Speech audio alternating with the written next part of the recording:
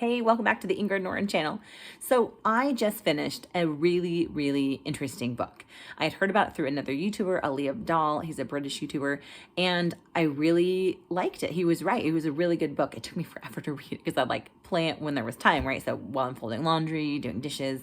And it's called The Millionaire FastLane. I took some notes here, and it's by MJ DeMarco is the author.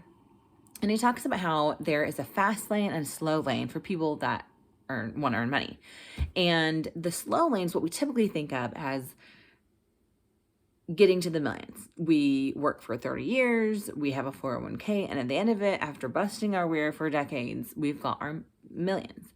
That's the slow lane. The fast lane is where you have, when you think of like the billionaires of the world, for example, they don't tie their time to money. So they don't have a 40-hour a week job at a school. They don't have a 40-hour a week job at a big Fortune 500 company and they're the CEO.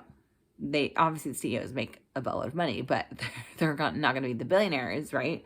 And it was a really intriguing concept how they don't tie their time to money. They leave their time to do whatever it is that they feel like doing, but they have the businesses run on their own so that they can consistently bring in the money without them having to slave away, every hour of the week trying to make it a success. And I found that really intriguing. And I'm thinking, okay, what am I currently doing? I'm in the slow lane. I'm in the slow lane. Like I would like to make more money, right? And he talks about in the book how there's 5 seedlings that grow money trees, right? Money trees don't exist. Well, here we go. So he gave them a rating too, like how we have school, you get an A in a class or a B or a C or an F, right? He gave them grades about rating them on how good they were for being a money tree. So number 1, rental systems. Rental systems are 95% passive. There is like a certain degree of like work, as in like you might have to go mow the lawns of the properties that you have.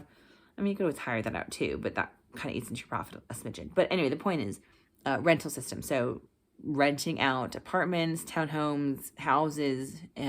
So you sleep and you're making money, basically. He gave that an A. 2, computer software system. So you create a computer software and you sell it. He gave it an A-. Of course, for this one, I was thinking to myself, I'm like, I don't know how to code. I don't know how to create software. I'm not like tech savvy. Like my husband's like a tech person, IT tech person. He's like a data engineer. So I'm like, let's let him do that, right? But like if someone could I do it? Realistically, probably not, unless that was like my area of study at school or something. But if you are, this might be for you, right? Develop a computer software system. Number 3, content systems. He gave this one a B+. So he inferred basically when you're creating content, you have it up online for years to come. And so people even in the future watching the video that you took all of an hour to make, let's say, but it can bring in money, like ad revenue money. And so there's still like a degree of like work that goes into it. It's not, there's that initial investment, right, of time, but it can still make you money in the long run. So that's content systems. And so he was referring to basically like YouTube channels, that kind of thing, without saying YouTube channels. He just said content systems is how he labeled that as. So that was idea number 3, content systems, B+. Number 4, distribution systems. He gave that a B. So distribution systems would be Amazon. Amazon would be like a current day distribution system, but obviously there's a lot of moving pieces in that business. So that would be something to consider in the future, maybe. 5th one and last one was human resource systems. I remember when I used to work at a company in Washington, D.C., we would have HR companies call like weekly. I'm pretty sure it was weekly.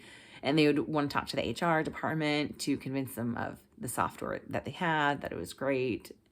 And I didn't think of much of it until I read this part and I'm like, wow, it's a real thing, like coming up with an HR system. There are like a bajillion companies out there, right?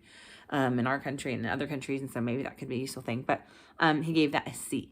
So but then you also have to be really good at like IT and designing the software program. So if you're not an IT person, you know, those options might not be for you. Option number 2, the computer software systems and the human resource systems. As I was like thinking about like, which one of these 5 could I realistically do? Okay, let's be realistic here. Like I could do rental systems and I could do like content systems, which I'm clearly doing right now.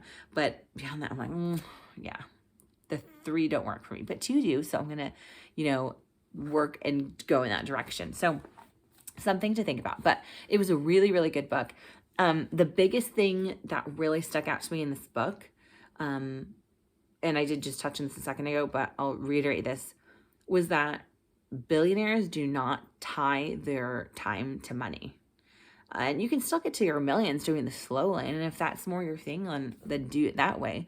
But if you'd like to make more money, then it's better to do one of these 5 things, those 5 seedlings, to grow your money at a much faster pace than, you know, those in the slow lane. So that is a recap of the Millionaire FastLane by MJ DeMarco.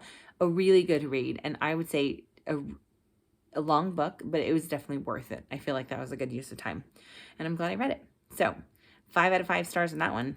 All right. Take care. Bye.